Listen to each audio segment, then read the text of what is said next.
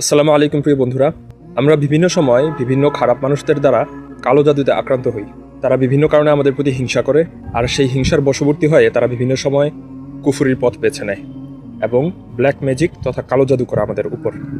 কিন্তু এই কালো জাদু থেকে বাঁচার হাতিয়ার আল্লাহ রাব্বুল আলামিন আমাদেরকে শিখিয়ে দিয়েছেন, আর সেটা হচ্ছে সূরা ইখলাস, ফালাক, নাস। এই সূরাগুলোর আমল আমাদের জীবনের সাথে একদম জড়িয়ে ফেলা। সেই সাথে আরেকটা আমল আছে, সেটা যদি আমরা করতে পারি তাহলে ইনশাআল্লাহ আমাদের এই আমলটা আরও মজবুত হবে, আরও মুআক্কাদ হবে। সেটা কি? সেটা হচ্ছে এই যেমন ধরেন আজকে আমি তোশক এবং আমাদের কমফোর্টার, সেই সাথে আমরা যে ব্ল্যাঙ্কেটটা গায়ে দিই এবং যেই বালিশ আমরা মাথা রাখি, সেই বালিশগুলো ছাদে নিয়ে এসেছি এবং সেগুলোকে রোদে শুকোতে দিয়েছি। কারণ আলহামদুলিল্লাহ আমাদের ঘরে শিশু আছে, যার কারণে দেখা যায় বিভিন্ন সময় এই জিনিসগুলো নাপাক হয়ে যায়।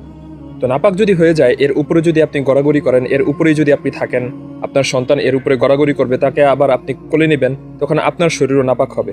আর এই নাপাকের কারণে বিভিন্ন সময় শয়তানেরা আমাদেরকে কাবু করে ফেলে। তো এই নাপাকি থেকে বাঁচার উপায় হচ্ছে আমরা যেই জিনিসগুলো ব্যবহার করি সেগুলোকে পুত পবিত্র রাখা, সেগুলোকে পাক সাফ রাখার চেষ্টা করা। সেই সাথে সকাল সন্ধ্যায় সূরা ইখলাস, ফালাক, নাস ইত্যাদি এই সূরাগুলোর আমল অব্যাহত রাখা। তাহলে দেখা যাবে যে সমস্ত মানুষেরা হিংসার বশবর্তী হয়ে আমাদের বিরুদ্ধে কালো জাদু করে, তাদের সেই কালো জাদুগুলো আমাদের বিরুদ্ধে কখনো কাজে লাগবে না ইনশাআল্লাহ।